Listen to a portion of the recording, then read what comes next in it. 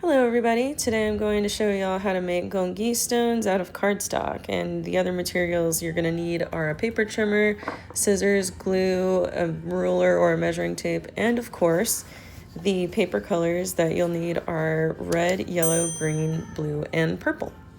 Let's get started.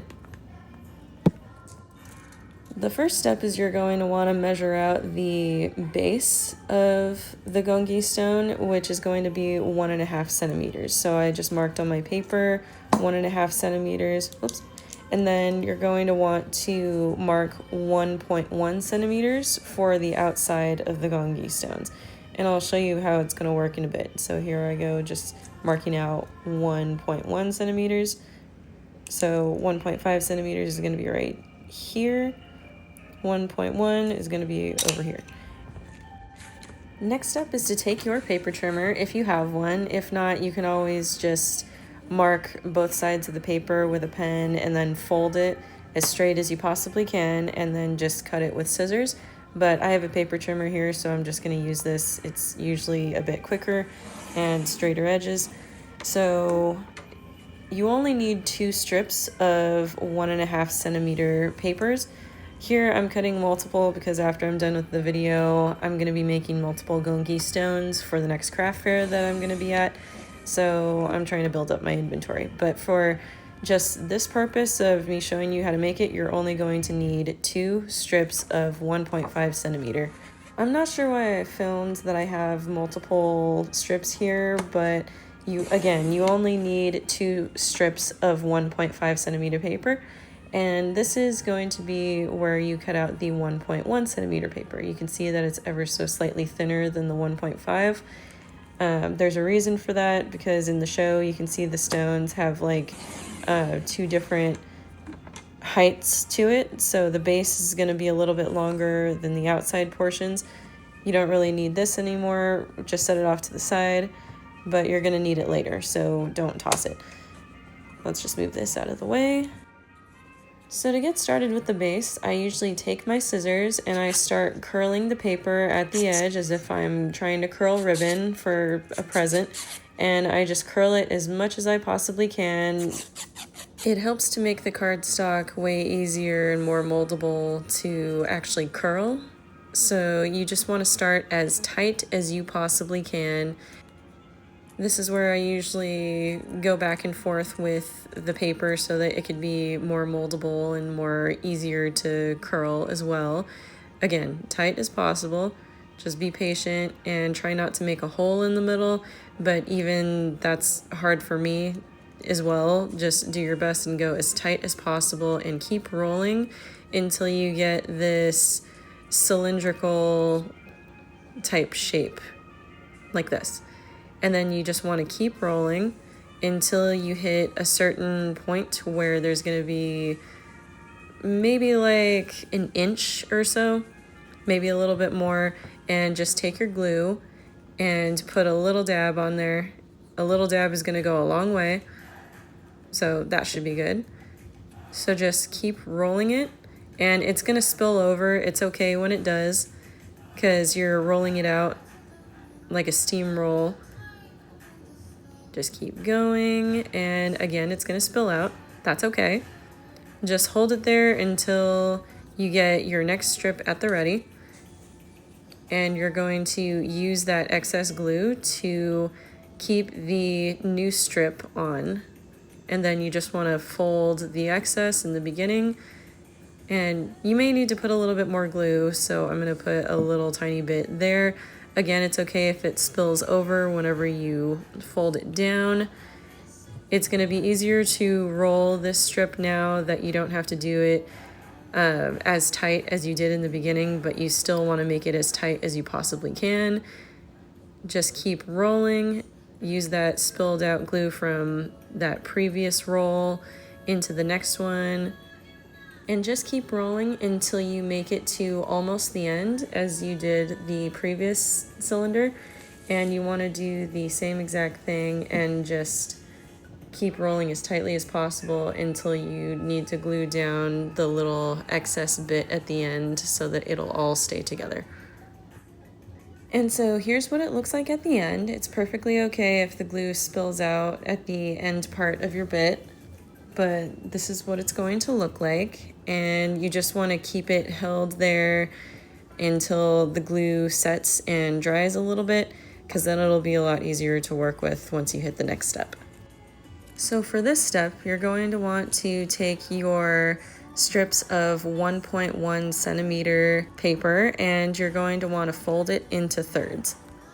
From here, you're going to want to take your scissors and cut where the folds are. So you'll have these smaller strips to work with. And oh my gosh, it looks like the Netflix logo. Let's move that. Anywho, sorry, that was my impulsive brain doing its work. And so with this one, you're going to want to do the same thing. You're going to want to curl it as you did before with the base size, but again, you want to make sure that this one is also as tight as possible. And you're just going to be curling it until you hit like a little bit at the end. And you may need to wiggle it with this one as well, just to loosen up the cardstock and make it easier to fold.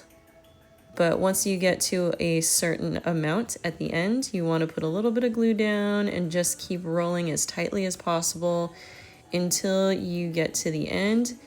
And that'll be one piece of 8 pieces that you're going to make for the outside rim of the gonggi stone. This is what both of the pieces look like side by side. And from here, you're going to want to take all of those 8 pieces and just start gluing them all around the circumference of the base. Try to make sure everything is evenly spaced when you're gluing these little pegs on, just so that they look a little bit more uniform. Feel free to pause the video just to see where all the pegs were placed, but just make sure that everything is even from top, bottom, left, right, and it just looks uniform all the way around when the pegs are evenly spaced. And now from here, we're going to take the next step to clean up the gonggi stone a little bit. So what we're going to do is we need to outline the base on a piece of paper of the same color. And the reason for this is we're just going to place that piece on top and bottom of the base so that we don't have to look at the spiral as much. And it'll just look a lot more clean. Here you're going to want to fold a little bit of a square around the circumference of the base of the circle you just drew, and you want to leave a little bit of space around the circle because that's going to be used for the next part. Just go ahead and cut out the circle from this piece, and we're going to use the circle to cover the top and bottom of the gonggi stone to cover up the spiral, and then we're going to use these 2 pieces to cover up the spirals of the small pegs. Go ahead and glue one of the circles on top like so. Hold it down for a couple of seconds and repeat on the other side.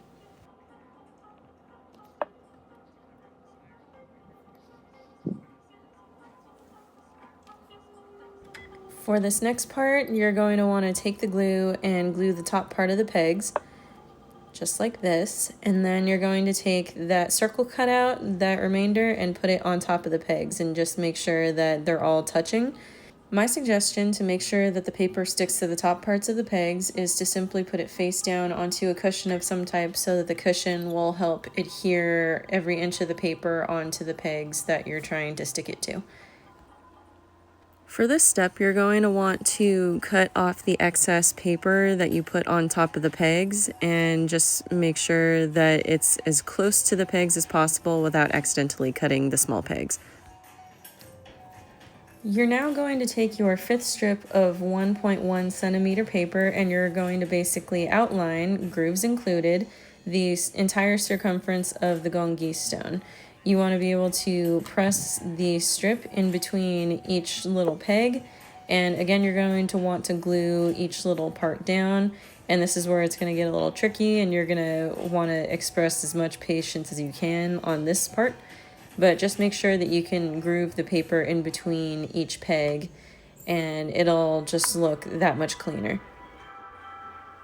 It looks way easier said than done, but you just want to express as much patience as you possibly can and just make sure that you glue down every groove, every nook and cranny until you finish the entire strip along the entire circumference of the stone. Alright, so here's what the end of that strip looks like. It looks way more cleaner now, and now we're going to finish off this tutorial with cleaning up the bottom parts of the pegs. You just want to repeat what you did before and just glue the tops of those pegs, and just take the remaining sheet of paper and make sure the glue sets before you actually cut off the excess.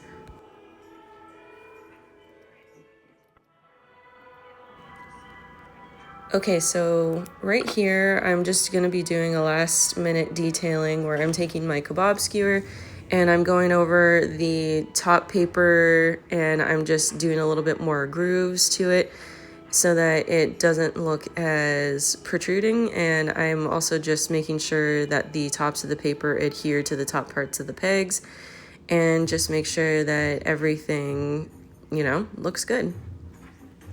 There we go, that should do it. This is what the finished gongi stone looks like. You just want to do this once for every color. And as for the shapes on top, I recommend that you take a white gel pen of some type and just draw the shapes on top. You can always cut them out like I did, but it's easier just to draw them. I'll have a link in my bio down below on how to play gongi, and I also have my Ddakji squares right here. I've got a tutorial on how to make and play Ddakji as well. If you found this tutorial helpful, give me a like, follow, and subscribe.